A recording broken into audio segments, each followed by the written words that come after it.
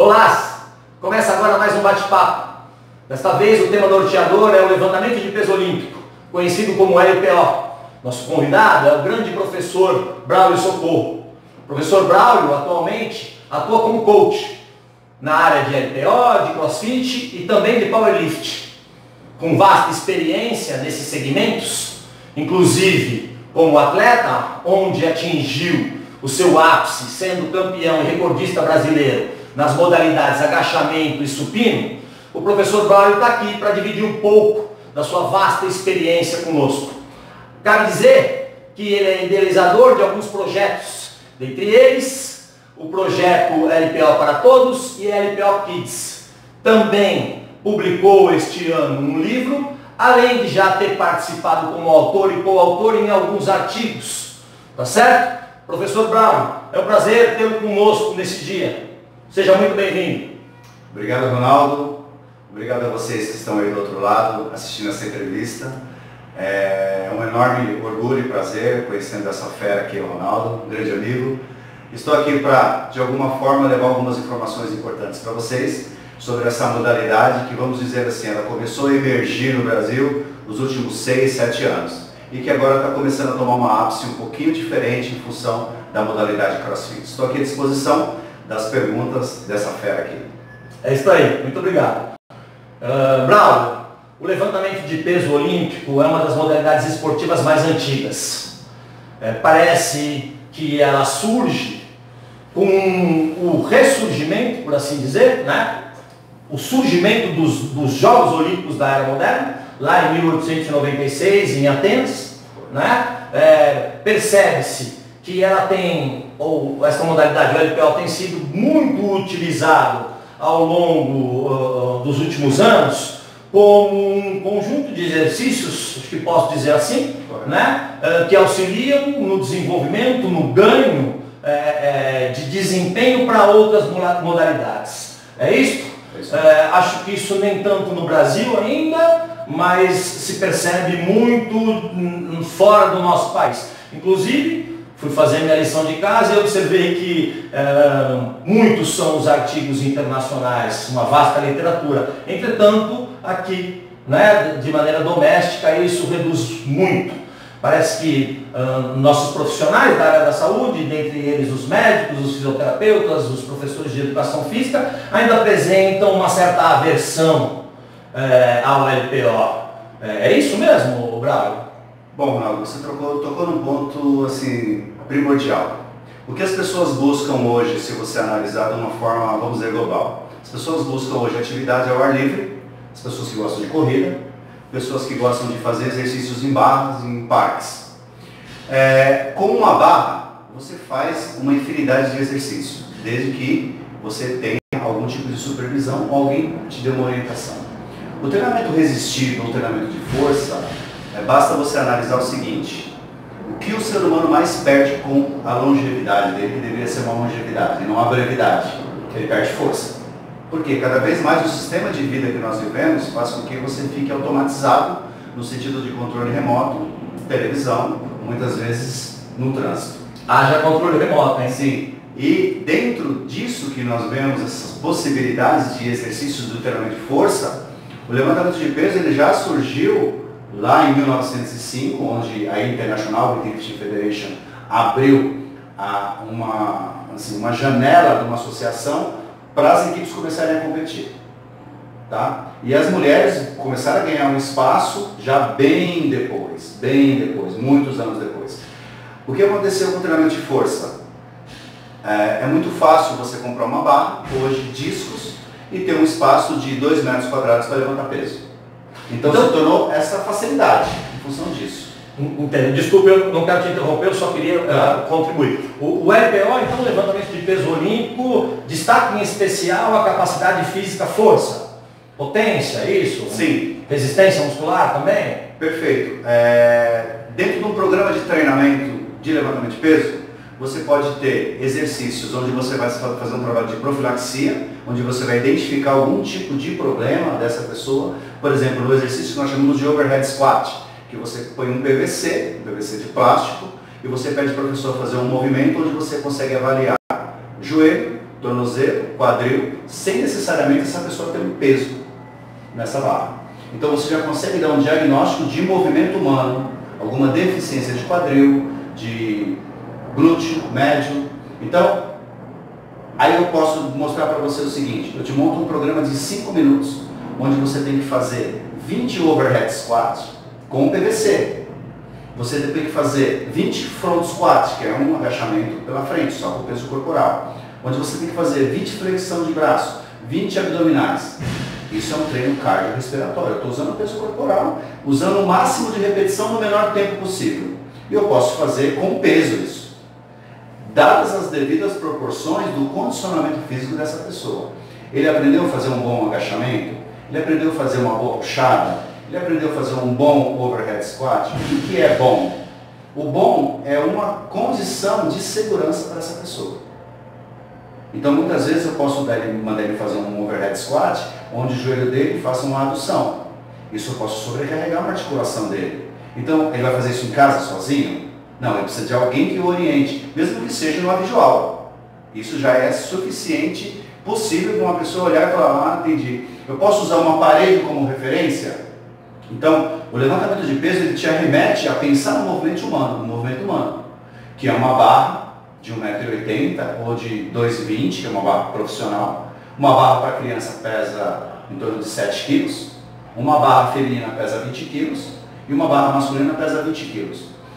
Só você ter uma barra em casa já é o suficiente para você treinar todos os exercícios de LPO, desde que você tenha uma videoaula, alguém te orientando, no mínimo isso. Ou então que você procure uma academia ou contrate um coach especializado para estar te orientando. Olha, a iniciação, você vai fazer primeiro mobilidade articular de ombro, punho, tornozelo, joelho e quadril. Agora você precisa fazer uma ativação muscular de cadeias musculares especiais para o movimento que você quer fazer.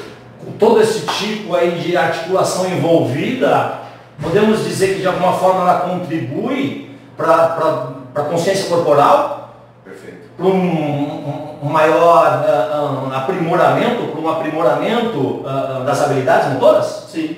Por exemplo, você tem um esporte que é o judô, no caso, onde você fica numa posição de semiflexão de quadril e de joelho, onde você tem que puxar ou empurrar. No LPO, basicamente, quando a barra passa do joelho, você tem que ter uma semiflexão de quadril para você fazer uma ótima puxada.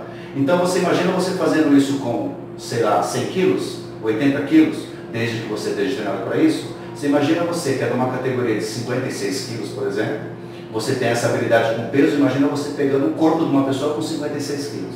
Então isso já se transfere para uma habilidade, para uma força específica, capacidade de força, para o judô. Nesse caso é o LPO sendo um meio para atingir um outro fim de uma outra modalidade. Sim. Ele então atua como um conjunto de exercícios, por assim dizer. Sim. Tá aí então, talvez esteja aí então o motivo pelo qual ele vem se difundindo cada vez mais? Sim, e isso aconteceu já na Europa por volta de 1950, 52, onde os artigos do Yuri Verkhoshansky e de Lebushinov, que é um grande estudioso da Rússia, como eles conseguiriam fazer com que o bloco leste europeu, ficasse mais forte em modalidades onde ninguém utilizava o peso como referência para condicionamento físico. Enquanto os outros países usavam o peso corporal, eles estavam usando os levantamentos de peso. Os atletas estavam correndo com peso nas costas e quando eles tiravam o peso, eles voavam. Então isso já foi descoberto pelos soviéticos. Tá? Basicamente, os livros da União Soviética, que foram lançados até mais ou menos 1986, tinham muitas referências e agradecimentos, tá? Sobre os atletas e os treinadores das pistas de atletismo que já utilizavam os implementos peso, barra e anilha, para melhorar a condição física de força, potência, velocidade e resistência de força, inclusive para nadadores. Interessante, né? Muito, muito interessante. Não obstante, parece que aqui no Brasil as coisas não se dão desta forma, né? Como dissemos há pouco, parece ainda haver muita resistência por parte de profissionais da área da saúde, como eu disse antes, uma certa aversão a toda esta gama de movimentos que o LPO nos oferece para o desenvolvimento de umas outras modalidades. A que você atribui isso, Braulio? Bom, se vocês buscarem na internet é bem fácil. O YouTube tem um vídeo do César Cielo, não sei se vocês vão conseguir localizar esse vídeo. Ele chegou nos Estados Unidos para fazer uma preparação física. e mandaram ele levantar peso. Ele falou, mas eu sou nadador, eu vou levantar peso. E aí tem essa entrevista dele, não sei se está no YouTube, ainda é disponível. E ele foi fazer uma série de exercícios que são coadjuvantes para específico do levantamento de peso. Lembrando que, pessoal, levantamento de peso olímpico, o LPO, ele é dividido em exercícios clássicos competitivos, que são o snatch e o clean jerk, em português, arranco e arremesso. Então, o snatch é o arranco, o arremesso é o clean jerk, que são 2 tempos. Depois, os exercícios de força, que são os vários tipos de agachamento e os vários tipos de puxada, que é os pull, as barras saindo do chão. Os exercícios especiais de força, que são os exercícios em suspensão, ou chamados de hang position. E tem os exercícios acessórios, que são os da musculação tradicional, os de supino, de bíceps, de tríceps, de ombro, de costas, que utilizados como treinamento resistido da musculação. E agora nós temos descoberto que o CrossFit, ele achou uma pérola, que é fazer tudo isso junto com treinamento cardio. Isso pode ser misto no meio desse mesmo treino, ou isso pode ser feito no final do treino. Então hoje nós temos exercícios clássicos técnicos, exercícios de força, especiais de força, exercícios acessórios e exercícios cardiovasculares. Se o ser humano... Dá uma ilustração de toda esta movimentação. Vamos lá. Numa sériezinha de exercícios aí. Ok. Nós vamos dividir da seguinte forma. Eu vou colocar uma carga de em torno de 70% da força dele para uma tentativa máxima. Vamos supor que ele faça 5 snatch. Desses 5 snatch ele descansa entre, como é força específica. Snatch é o arranco. O arranco. Ele vai descansar em torno de 2 a 3 minutos até ele terminar essa série. Depois ele vai passar para o clean jerk, que é o arremesso. Perfeito. Tá? 2 tempos. Aí ele vai descansar mais um tempo. Aí ele vai entrar para o terceiro exercício, que seria um back squat ou um front squat, um agachamento de força. Depois ele vai fazer uma puxada, que é um exercício com uma barra no chão. Seria um snatch, um meio snatch. Seria uma puxada sem fazer a finalização acima da cabeça. Depois ele entraria com os exercícios de musculação para fortalecimento das costas. Poderia ser uma remada, poderia ser uma barra fixa. E aí no final ele faria uma parte de remo, uma parte de box jump, que é saltar no caixote, ou uma corrida ou pular corda. Esse é o programa perfeito. Força, resistência de força, potência e resistência cardiovascular. Tudo isso ajustado à condição do praticante. Ao perfil do aluno. Perfeito.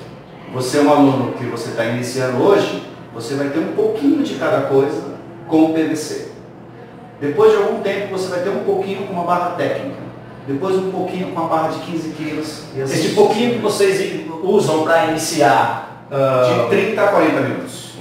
E aí já serve como uma avaliação diagnóstica, por assim dizer. Sim, porque... Para eu determinar algumas situações em relação à intensidade, volume... Não. Para esse tipo de avaliação não. Precisaria de pelo menos um mesociclo de 6 meses, no mínimo. Aí, como você pensa em semanas, 4 microciclos, seria um mesociclo de 4 semanas. Então, ele faria primeiro toda uma parte de preparação física geral, onde trabalharia tudo isso numa aula. Ele trabalharia o corpo inteiro dele numa aula por frações. Poderia ser por tempo, 5 minutos nesse exercício, mais 3 minutos nesse exercício, onde você faria ele ter essa aquisição de habilidades e capacidades de força gradativa. Um acompanhamento constante para o iniciante. Sim, não é isso? Sim, não tem que ter supervisão. Uma anamnese antes, conhecer um pouquinho histórico. Tem que sentar com ele, saber se ele toma algum tipo de medicamento, quantas horas de sono ele tem, se ele conhece os blocos de nutrição, se ele sabe o tipo de carboidrato que ele precisa para aquele determinado treino. Toda essa planificação, eu tenho isso, eu acompanho atletas, né? Perfeito. Então, por exemplo, eu peço que a nutricionista acompanhe uma sessão de treino para ela saber como que ele está se sentindo. Por exemplo, ele fez um front squat em torno de 5 séries de uma repetição a 90% da tentativa máxima dele. Como que esse atleta está no segundo exercício? Eu peço que essa nutricionista assista esse treino e converse com ele. Que tipo de carboidrato que ele comeu antes do treino? O que ele vai repor pós-treino? Tá? Porque nós precisamos pensar o seguinte: eu sou profissional da educação física, eu não sou nutricionista e eu não sou psicólogo e muito menos eu sou um indicador de algum tipo de esteroide para o aluno. Eu preciso indicar para ele a atividade física que ele precisa, o que compete à minha capacidade. Estamos agora falando de uma equipe multidisciplinar. Sim. Tá certo, Ok? tá certo, que ótimo. Braulio, eu vou tocar num ponto que me parece um tanto mais sensível. Ok. Né? Você já nos esclareceu que o LPO tem como base o treinamento resistido. Sim. Não é isso? Ainda, talvez seja uma das explicações pela qual o LPO ainda tem visto uma certa reserva. O treinamento resistido no nosso país ainda é visto com uma certa reserva, né? Com uma série de pessoas, não é isso? De perfis, de praticantes, por assim dizer. Acho que vou tocar no mais sensível deles, vamos falar das crianças e dos jovens. Ok. Como é que a gente pode realmente utilizar o treinamento resistido, ou melhor, o levantamento de peso olímpico, se é que podemos, para crianças, onde é mais adequado o início, de que forma deve se dar, enfim, discorra um pouco sobre esta questão do levantamento olímpico para a criança e para o jovem. Bom, vou colocar até para você uma situação que ocorreu comigo em 2007, entre 2007 e 2008, que eu e minha esposa resolvemos montar um projeto social onde a gente pudesse dar algo diferente para as crianças da região. Crianças que estavam em zonas de risco, né? No bairro da periferia, nós colocamos uma situações vulneráveis, poderia dizer assim. Na verdade vulneráveis, né? Que as crianças tinham poucas opções de lazer, por exemplo, no sábado de manhã e à tarde. Ou tinham futebol, alguma coisa de skate, mas como é um lugar onde tem muita movimentação de avenida, é muito perigoso uma criança ficar solta ali. Nós tínhamos uma academia e nessa situação nós resolvemos abrir esse espaço para essas crianças, onde nós começamos a identificar alguns perfis até para serem atletas. Mas o objetivo era dar uma atividade física diferenciada. Tinha corda, saltar em caixote, andar com peso, correr, subir na barra, onde essas crianças foram perdendo isso porque ao longo do tempo todo mundo hoje vive meio que enclausurado, né? As crianças você não deixa sair, eu moro em prédio.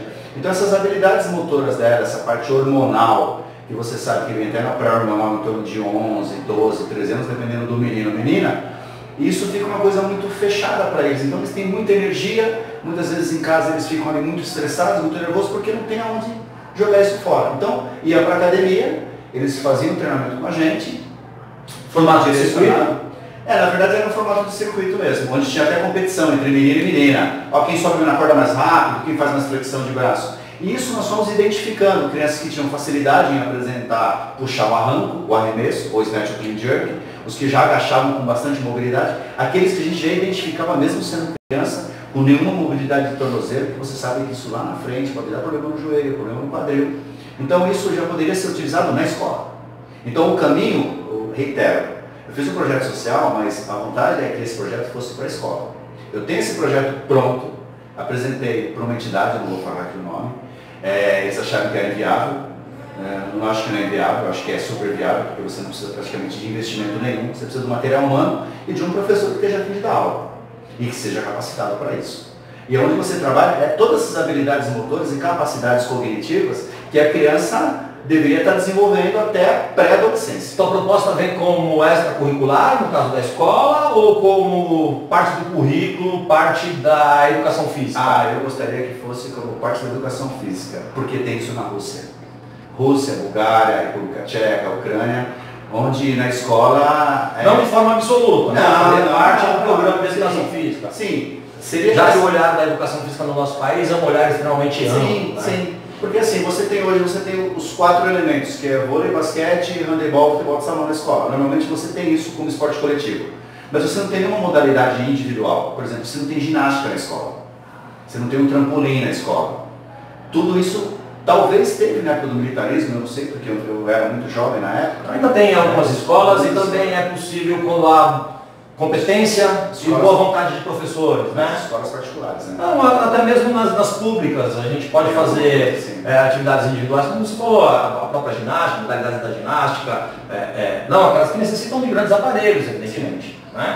Mas modalidades do atletismo, enfim, e inclusive podemos fazer o LPO. Então, e o LPO entra dentro dessa proposta, por exemplo, uma criança que consegue saltar, com certeza ela vai ter muita potência para jogar uma barra em cima da cabeça. E não precisa ser uma barra com peso, pode ser um cabo de vassoura. Só que se você ensinar todo o processo de transição de força, potência, resistência de força, essa criança vai aprender com muita facilidade, porque primeiro, a fáscia dela, que é o que cobre o seu músculo e deixa o seu músculo sem mobilidade, com o tempo ele vai ficando meio duro, a gente pode falar dessa forma.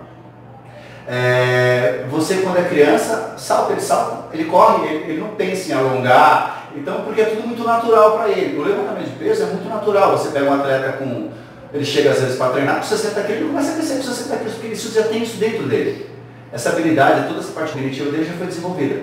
E qual que é a melhor fase? Na criança, porque ela não tem responsabilidade de nada. Você não vai ficar falando para ela tá certo, tá errado o movimento, tá ótimo, é isso aí campeão, puxa mais forte, salta mais. Isso você está dando um outro tipo de incentivo lúdico. Puxa, consegui fazer sem salto de snatch. Porém, observando se há um momento de risco. Sim, mas na verdade assim, ela não tem peso. Então ela faria isso em casa, pulando lá na cama, caindo de cabeça no chão.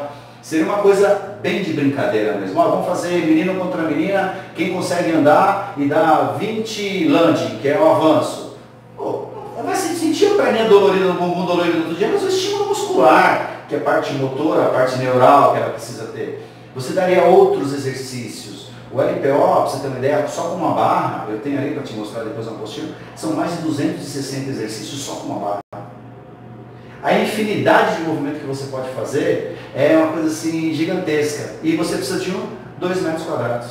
Pode treinar em dupla, pode fazer uma coisa de parceria, um ajudando o outro, você trabalha essa parte da relação interpessoal, né? Olha, ajuda ele lá, ajuda a montar o peso. Vamos fazer uma brincadeira aqui, vamos montar essa barra. Tem quantos quilos na barra? Tem que somar rápido aí, faz a conta aí. Fazer esse tipo de brincadeira lá no projeto social. Então, podemos dizer que não é à toa que existe a categoria infantil, infanto-juvenil, juvenil, dentro dessa modalidade. Sim. Pra você ter uma ideia, tanto na Rússia quanto no leste europeu, eu não sei como está isso hoje. Porque na verdade o levantamento de peso, o atleta tem no máximo 3 ciclos olímpicos de vida. Porque o desgaste que ele tem é muito grande. Esse atleta ele vai chegar com 28, 30 anos já sem muita condição, em função até da própria motivação dele, da estrutura que ele teve. Por exemplo, ele teve o primeiro ciclo olímpico com 20 anos. Ele vai ter outro com 24, outro com 28 e talvez acabou.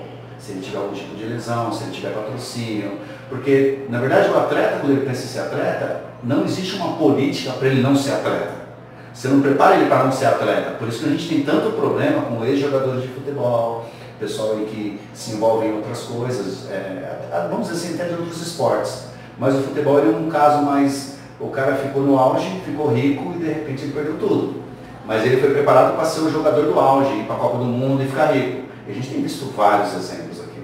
O levantamento de peso não é diferente, só que o levantamento de peso ele é mais duro. Porque o levantamento de peso o cara não pode ficar 2 semanas sem treinar. Ele não pode se dar o luxo de ficar 1 mês sem treinar. Ele perde as aquisições motoras de 1 ano. Então é muito duro, é tudo difícil. Ele agacha todos os dias, ele levanta peso todos os dias. Imagina você falar com um menino de 14, 15 anos, que a partir de agora, praticamente ele não tem adolescência, e ele vai ficar levantando um peso que talvez ele vai ser um atleta olímpico, talvez ele vai ter uma casa para morar. É difícil você impor isso, porque ele prefere estudar, jogar videogame, jogar um futebol, onde ele não tem compromisso com nada. Então essa política para o esporte, que nós não temos no país, vamos falar isso já mudando um pouquinho, mas não querendo aprofundar nisso, porque isso é muito, cada um tem seu ponto de vista, né? Então assim, iniciação, escola, com qualquer elemento que você tiver, com bola, com bastão, com PVC, com cone, com anilha de 1 kg, com pezinho de 1 kg, você inicia o LPO, tranquilamente. Tem uma série de exercícios cognitivos que já transferem para o LPO clássico, o Snatch Clean Jerk. E depois, com o tempo, eu quero treinar, tenho 14, 15 anos, o hormônio dele está alto, porque já está produzindo uma taxa de testosterona gigantesca, 15, 16, já pode pôr peso para ele levantar, porque ele já construiu uma base. Então a nota de corte na Europa, e para levantador de peso, 13, 14 anos, vem da onde? Vem da ginástica. A ginástica dá muita potência, muita consciência corporal de core, de força de ombro, de handstand, de andar, ficar pendurado na barra. Esse cara pega o peso e vai jogar o peso de 100 kg que você nem vê. Eu vi isso na Bulgária, meninos de 13, 14 anos jogando 60, 70 kg. Como pode? Os meninos pesando 50 quilos. 13, 12 anos. Por quê? Teve uma preparação na escola. Começa na escola. Aí vai para um clube, esse clube vai dar uma base, precisa de alimentação, escola. E aí é cultural fazer força lá, né? Como você citou anteriormente. Os Kizares na Rússia, em 1800 e pouco, eles tinham competições de querobel. Querobel de 80 quilos. Querobel é aquela chaleira, quem não sabe o que é, que tem uma alça que você faz os movimentos de swing, né? e o Turkish Get Up, que são alguns exercícios do... Então, assim, essa cultura de fazer força, por quê? É muito mais fácil você ter um adulto saudável com 60, 70 anos e não gastar com previdência social do que você ter um país onde tem muita gente com 30 anos fazendo cirurgia de coluna. Então, esse esporte entraria também como uma prevenção, como política pública. Fantástico. É um sonho, né? Esse como tantos tantos outros. Braulio, você tocou num ponto muito sensível, de que o nosso país não tem políticas de preparação para indivíduos que deixam de exercer as modalidades esportivas. Mas veja, nosso país também não tem uma política para aqueles que deixam de trabalhar, não é? Sim. Então, fazendo aí uma analogia, o atleta é um profissional, tal como qualquer outro, do mesmo jeito que nosso país não tem preparado para se aposentar, esportivamente falando, ele também não tem preparado os seus profissionais para deixarem de exercer essa função. Está aí uma questão social que está posta já há muito tempo, que pouco se pensa, pouco se discute. Não são poucas as pessoas que mais adiante acabam sofrendo quando deixam de se sentir úteis, por assim dizer, profissionalmente, né? Precisa se pensar e tanta coisa isso envolve, sei lá, uma necessidade de conhecimento vasto. Nem é o nosso propósito aqui, mas é que você traz uma coisa que é bastante sensível, que eu acho bastante importante. Braulio, você hoje possui um espaço muito interessante, aliás, né, bastante aconchegante, bastante estruturado para o desenvolvimento do CrossFit, do LPO e também do Lift. Posso dizer isso? Sim. Me diz, então, nesse seu tempo de experiência, enfim, como empreendedor, qual é o público que mais tem procurado essas modalidades? Em relação ao gênero, em relação ao tipo de necessidade, qual é o público que mais vem aqui buscar o LPO, o CrossFit como atividade? Bom, o CrossFit ele se tornou um negócio muito lucrativo, porque o criador do CrossFit, vamos falar, porque nós estamos dentro de um box de CrossFit aqui, né? O Gary Grassman, ele era um ex-atleta de ginástica, que ele se sentia muito triste ele ter que ir para uma academia nos Estados Unidos, onde todo mundo trabalhava do mesmo jeito. Ele não via a melhoria contínua. Então ele ia num lugar que tinha uma máquina Hammer, ele tinha outro lugar que ele tinha uma máquina Cybex, e era a mesma ficha, ou 3 de 8, ou 4 de 8, ou 5, sei lá. Era alguma coisa sempre muito padrão. Um plano padronizado. Exatamente. Ele falou, puxa, mas eu vi da ginástica, eu gostava de correr, eu gostava de saltar, e aqui dentro da academia eu não tenho isso.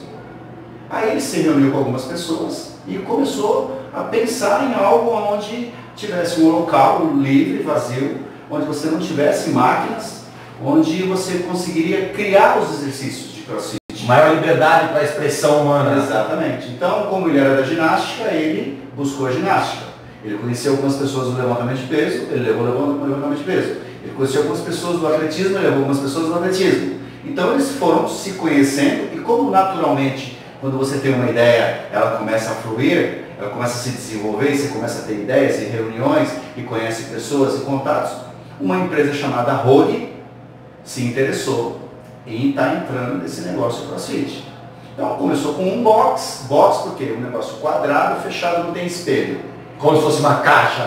Não tem espelho por causa da questão da vaidade também, né? Assim, o que você vai olhar é a pessoa ali. E você vai brigar contra você não vai brigar contra o espelho, contra um corpo mais bonito, ou contra um perfil que você gostaria de ter.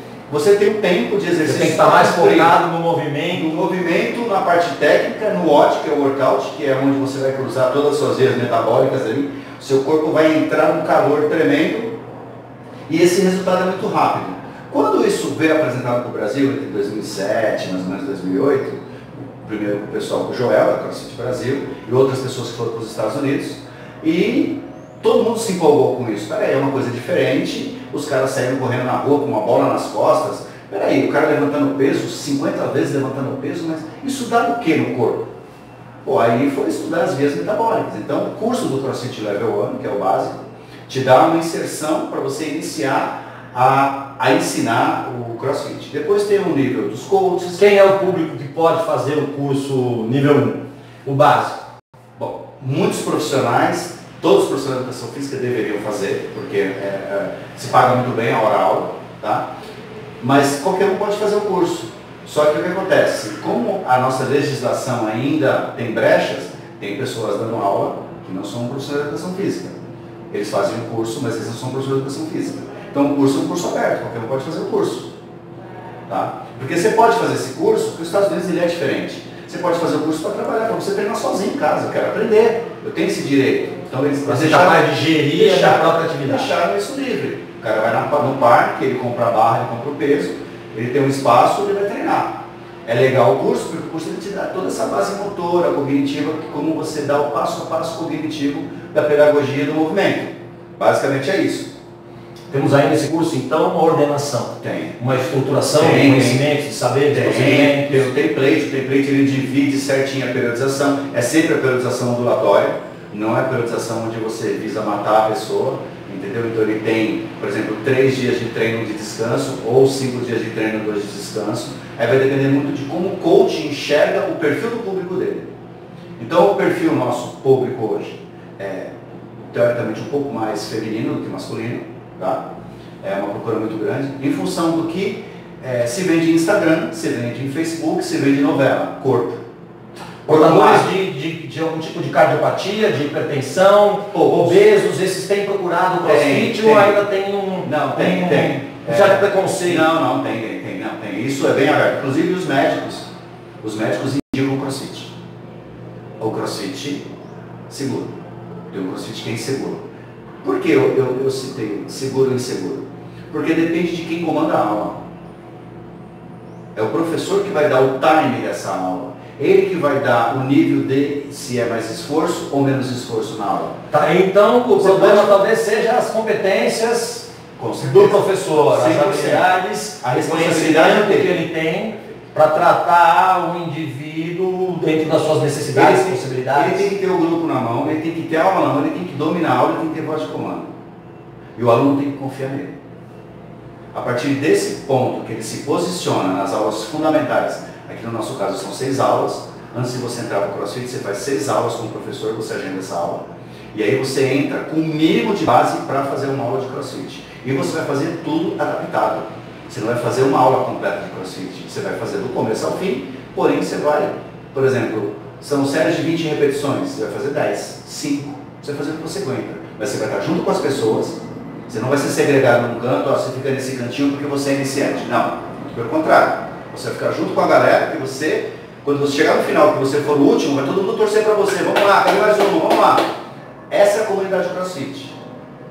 Tem os mais fortões, a dimensão do humano. Os mais fortões, mas mais peso.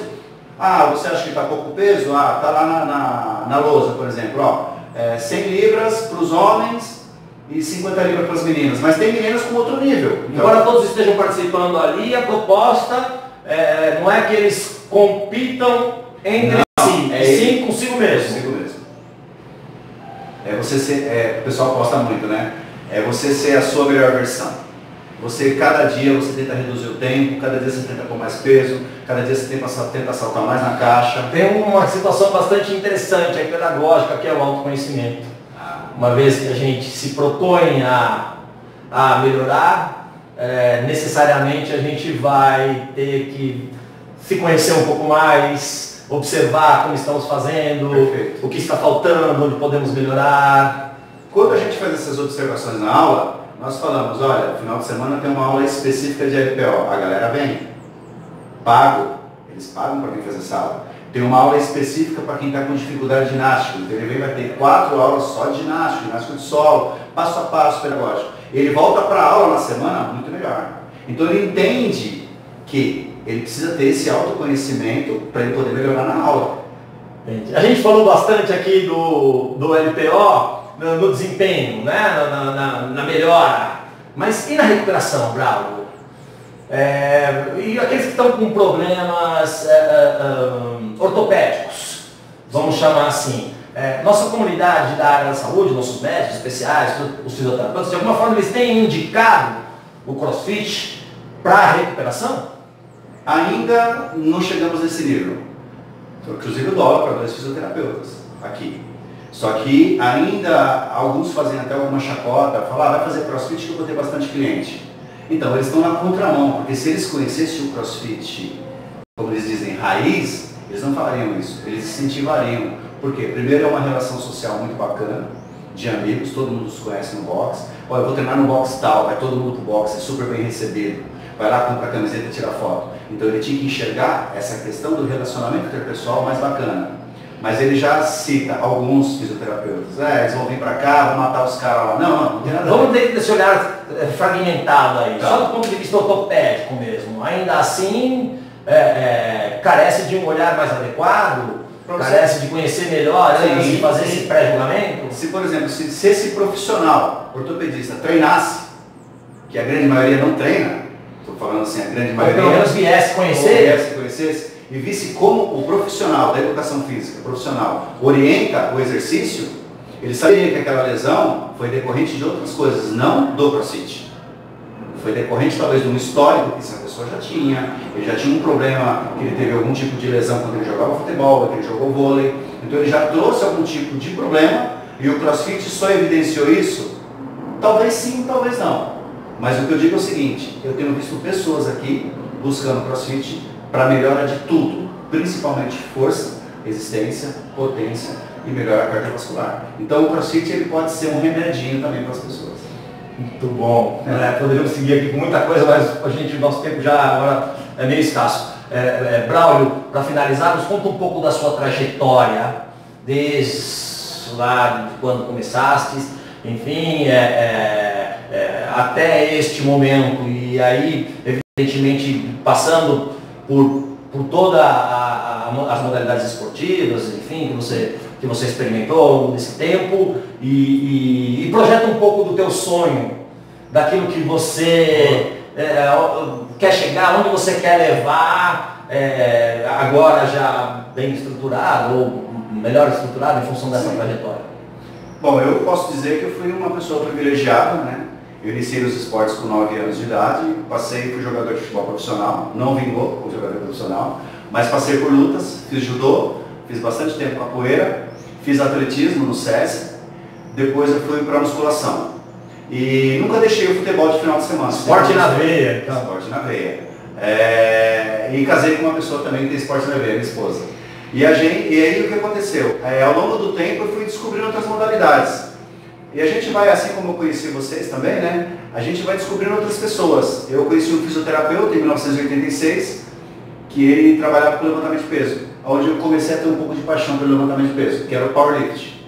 E aí eu iniciei a carreira no powerlift. Mas o LPO, que era a minha grande paixão, nós não tínhamos local para treinar. Você tinha que ir em São Paulo, Pinheiros, o Paineiras ou o Sírio, mas são clubes que a gente sabe que é fechado. Não é fácil você vir para São Paulo e treinar uma modalidade onde você também não tinha tanta informação. Então, quando eu comecei a enxergar o weightlifting, que é o levantamento de peso olímpico, foi quando eu fiz uma preparação para os meus atletas em 2009, né, na qual eu me sagrei campeão brasileiro, que eu usei o LPO como base de força, não o powerlifting. Eu mesclei as duas modalidades. E os meninos foram super bem, um ficou em terceiro no Mundial, outro ficou em quinto. Para os meninos de periferia de um projeto social, que comeram marmitex e foram levantar peso, estava excelente. Então aí eu comecei a enxergar o LPO como uma ferramenta mais importante do que eu achava. Aí eu fui atrás de literatura. Literatura da onde? Da Rússia. Rússia que levou para Cuba, através de um acordo multilateral de acordo, né, vamos dizer assim, Cuba oferecia açúcar para a Rússia oferecia elementos de conhecimentos de educação física, vamos dizer assim. De treinamento esportivo, exatamente. E aí os grandes treinadores cubanos iam para a Rússia, faziam intercâmbio e traziam. Aí eu fui para Cuba para entender a Cuba. Cuba eu fui aprender como se ensina crianças. E eu vi que os livros que eu tinha já me davam uma boa base. Aí Cuba concretizou isso. Bom, estou no caminho certo para ensinar a criança, então eu queria esse caminho. E aí, ao longo desse tempo, treinando atletas e tudo mais, surgiu a oportunidade para a Bulgária em 2016. Aí na Bulgária eu fui conhecer a nata do Alexander Babanov, que foi um dos grandes nomes, junto com a Badiev. da seleção, que foi a única seleção que conseguiu derrotar um time da Rússia num campeonato fechado. Pouca gente sabe disso. Então, peraí, como que um país pequenininho derrota os russos? Eu fui ver como eles treinavam. Então, as ativações de vias metabólicas deles, condições neural e condição de sofrimento, de treinamento de sofrimento, é estresse. Não, é estresse. É o estresse que no... Eu tenho algumas pessoas que estão tentando fazer o método Fala Brother, eu não consigo andar. Eu falei assim, só que lá eles tinham uma estrutura para a recuperação desses atletas, que você até citou um pouquinho antes da entrevista. Aí eu fui entender como se ensina para a criança. Então, quando o aluno chega aqui, eu olho para ele como uma criança. Eu vou começar com ele no PVC. Eu vou olhar a habilidade, capacidade de força, movimento, articulação, algum tipo de, vamos dizer assim, se pode dizer encurtamento, porque eu acho que só tem mais alongamento do que encurtamento no músculo. E aí eu consigo ter uma visão um pouco maior. E em competições, assistindo vídeo, final de semana eu estudo, a gente tem intercâmbio com os atletas, veio o campeão olímpico treinar aqui, o pessoal dos Estados Unidos também já veio treinar aqui com a gente. Então toda essa gama de conhecimento te dá uma visão maior para você inserir o LPO, seja ele como cognitivo, seja ele como lúdico, seja ele como performance. E aí, esses meus títulos de powerlifting, campeão brasileiro, 5 vezes campeão paulista, recorde de agachamento supino, isso foi importante porque te dá uma base para as pessoas confiarem em quem é o treinador, né? Então, eu fiz um histórico nisso. Então, o meu background é um background bacana. São 30 anos montando, eu falo para os alunos, eu vou ajudar eles a montar barra, não se preocupa não, eu ajudo vocês. Eu monto e desmonto barra há 30 anos. E o que eu projeto para o futuro, eu gosto muito daqui, do CrossFit, eu gosto muito do movimento CrossFit, mas eu sou um cara muito pé no chão. Eu tenho 50 anos e eu gostaria muito de ser professor universitário. Eu acho que eu tenho essa veia para ensinar, eu gosto de relacionamento, eu acho que tem uma geração muito carente de informação, de relacionamento interpessoal, que muitas vezes ele olha para você, eu vou em cursos, eles pedem para tirar foto. E assim, você é uma pessoa normal como qualquer um, mas o fato de você ter tido essa vivência e ter uma visão mais humana, né, é levar o humanismo para o técnico. Porque, como eu digo para todos, professor técnico você vai achar um monte. Mas aquele que se preocupa em olhar você como um ser mais completo... Me permita, resgatar o humano no técnico. Né? Porque ele é humano antes de técnico. Exatamente. Então essa é a minha vontade para o futuro, estou batalhando para isso, estou fazendo a minha caminhada, teve o livro, né? Saiu um capítulo meu do LPO, que é um livro que foi lançado esse ano, eu, o Mário Chá, o Ailton e o Dr. Gustavo Alegretti. Para mim foi uma honra poder participar de um livro desse. O Laurie Blair foi o primeiro cara no Brasil, que pouca gente sabe quem é ele, que levantou 200 quilos acima da cabeça. Um dos primeiros, um menino muito bacana, um professor de biomecânica da USP, não sei se ele está na USP ainda, então nós fizemos essa parceria, eu tive uma pequena contribuição e eu falei sobre planificação, que é uma coisa que eu adoro, números, como que eu organizo os números para o cara ficar forte, isso é uma parte, modéstia à parte, eu posso dizer que eu tenho isso muito bem na minha veia, porque foi algo que eu fui buscar informação sobre isso. Então, no meu futuro eu planejo dessa forma, mas a gente pode planejar, mas se Deus não quiser, vai ser onde Ele quiser que Ele esteja. Mas a gente, através do nosso esforço presente, o futuro vai se encaminhando. Amém. Braulio, foi um prazer imenso estar aqui. Obrigado, viu? Obrigado aí por participar conosco e por podermos esclarecer algumas questões. Tá ótimo. E tem muito mais informação. Numa próxima... Voltaremos no momento oportuno mais. E você vai poder mostrar um pouco mais disso tudo pra gente. Claro, com certeza. Seguidor da EF, foi um prazer estar aqui. Estaremos em breve novamente aqui para tratar de outras questões, sempre ligadas à educação, à saúde e em especial à educação física. Obrigado pela presença de todos e estejam aqui.